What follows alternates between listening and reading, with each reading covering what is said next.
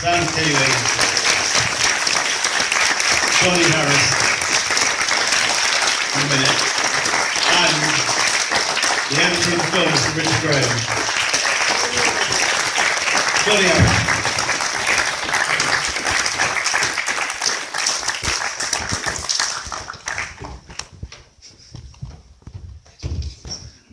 Thank you. Do you need a microphone? Sure.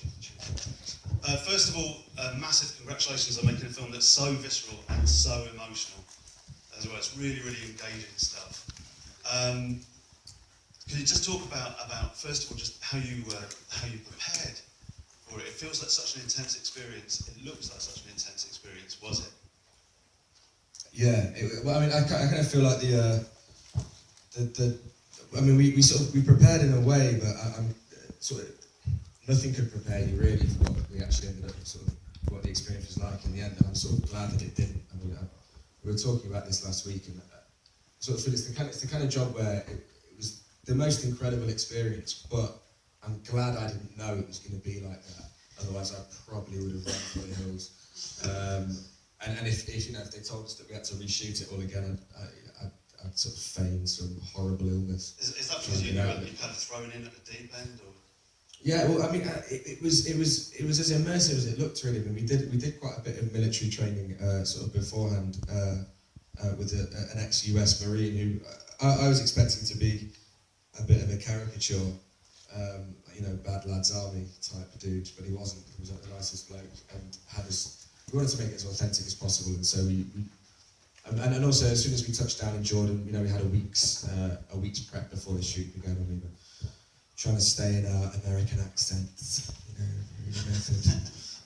But it did. It felt like we were kind of living it as well as working it.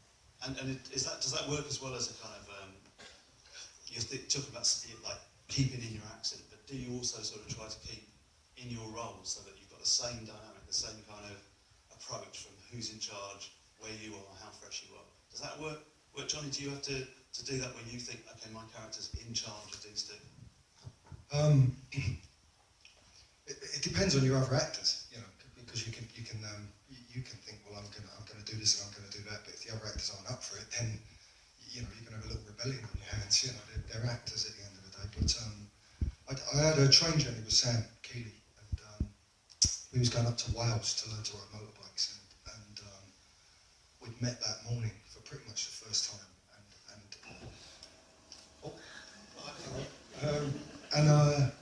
it's a trap door or something. Yeah, if the answers get boring,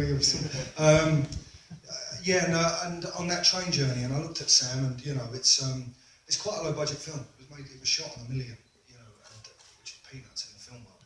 And so we knew it was going to be a really tight schedule, and we knew that there wasn't going to be really much time to mess about, and that if we was going to pull it off, it was a difficult film to make. There's a lot of elements to it where you can really fall on your face, and especially if you're trying to make them on that budget and in that kind of time frame. So we just knew that we had to kind of get on with it, and any elements of sort of staying in accent or going there kind of physically, weren't, I hope, for egotistical reasons. They were just because there was no time to do anything else, And so on that train journey, I remember looking across at Sam. It was the first real time we'd met, and we were kind of feeling each other out, and it's like a little dance you do. I did it, Vicky McClure's in here, I've done it with her before. Well, you just, you're trying to work each other out, and you're saying to yourself, can I trust these people? Can we trust each other? Are we going to go there together? Because if only for half of us go, we're going to look silly. And on that train journey, I said to Sam, look, about the accents, man, there's a lot of work to do, and I've not got long to do it, and I'm going to stay in it. And I was waiting for him to burst out, and he didn't. He turned around and said, yeah, me too. And we did it on the train there and then we met with the other guys, and we just all got on with it and just cracked on. So yeah, it's funny, sometimes when you answer these questions about staying in character and stuff like that, it's all been done so much in interviews that it can look a bit egotistical and it can look a bit nonsense. You just do it because it's the only way to pull the job off if you're going to have any chance of pulling it off at all, certainly at this budget. And he pulled it off. I think it's very kind of honest, but also very realistic film. And Richard as well, like this kind of building that kind of world on such a low budget, it's a fantastic achievement. How do you put it together in post? I mean, they often talk about editing the kind of invisible art, and it's the storytelling, isn't it? It's fantastic stuff. It was a long process to cut that together. I was of sport for choice from these three guys and what Tom, pulled together on the shoot in Jordan. We only shot it in 4 weeks in Jordan, and then we had a week in Detroit. So it's not, it's, if you think about the length of time to shoot a film like that, it's not very long at all. But actually, what Tom and what these guys did was, I was sport for choice, but it was quite a complex editing process. Obviously, it was visual effects as well. So it wasn't just building the story. It was then sort of having to sort of, again on a low budget, it was quite a lengthy process sort of to build and recut it. And it was, it's just special little film. Well, not little film, but special film in terms of the different dynamics that it's got. It's got kind of everything in it. It was a pleasure to go. I imagine as well, it must be a very tight and very effective script. Was it in development for a long time? You know what I mean? Everything's there, I guess. I'm not quite sure how long Tom was developing it for, but it was quite a while. I think he spent a lot of time with Jay on the script.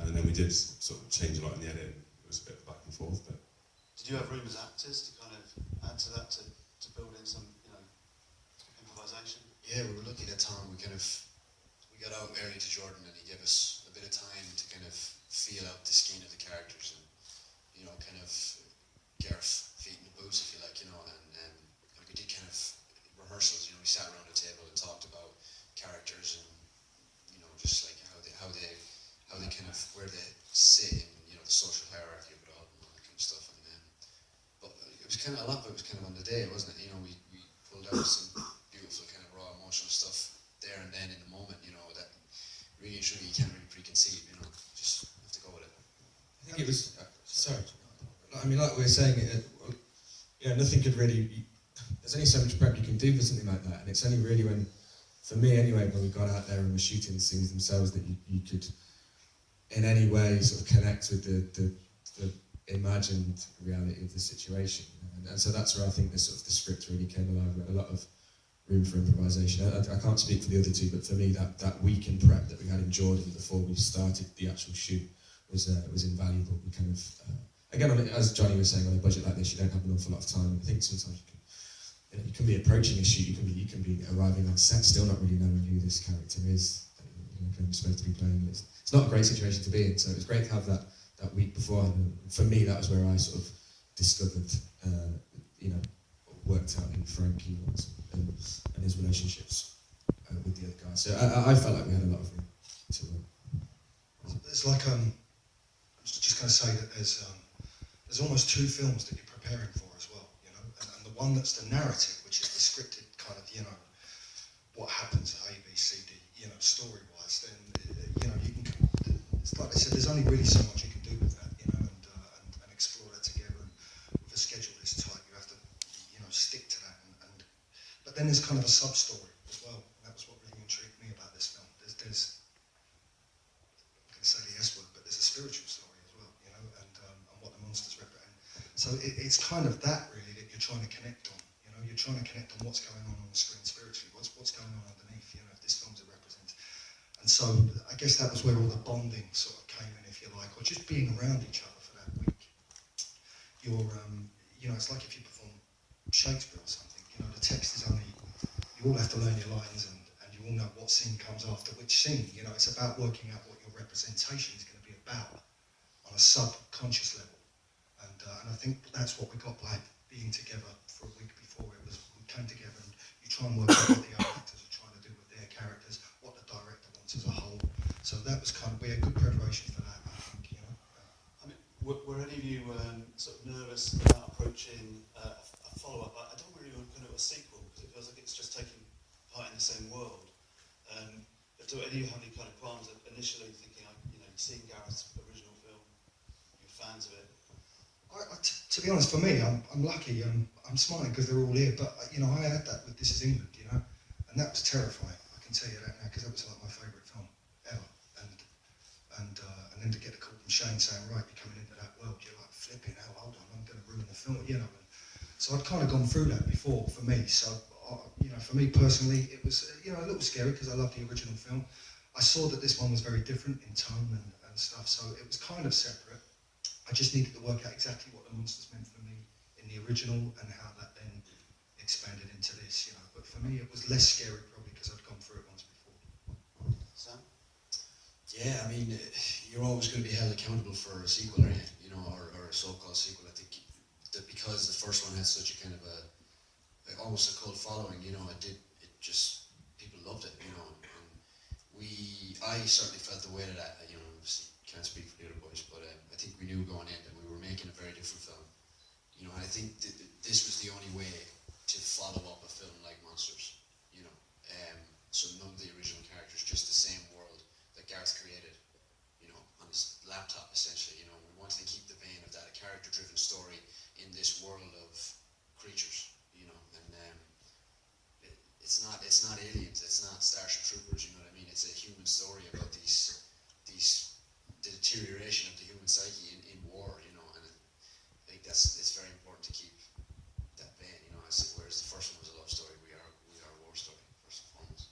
Yeah, I mean, I think for me, it's. I mean, I wasn't really. If I was that concerned about doing a follow up, then you don't do it. I think if you get to a point where you believe in the script and you trust in the director and the creative team behind it. But then I have to admit that it's sort of like the after. It's the after part that where you do think, okay, well now it comes to actually trying to get people to watch the film and sort of marketing it. And I think it's. I'm intrigued to sort of find out what people make of this, really, because it's one of those films that's if you've seen the trailer sort of makes you think you're getting one type of film, and then even the beginning of the movie thinks you're getting one type of film. When I saw that this version, this cut, I was almost shocked by how sort of crude the first sort of third of the film is. But I think for me that's sort of deliberately so. I think the whole film is kind of a bit of a critique on Western culture. It takes those characters out of that situation, out of the yeah, and takes them on. And to see the change be that stark, with the characters. I think so that's always going to be a difficult thing to market. It's going to be interesting to see how Vertigo get people, watching this thing. And Richard as well, isn't that one of the exciting things about the Monsters films, so to speak, really, is the fact that they are different genres. Like Sam saying, one of them's a love story, the next one's a war story. It feels like that approach could carry on. It allows different stories. Yeah, I think it's probably going to end up, there'll probably be another one after this, it'll be completely different to this one and the first. And that's what I liked about Gareth's first film, was it was sort of a filmmaking ethos that he kind of started.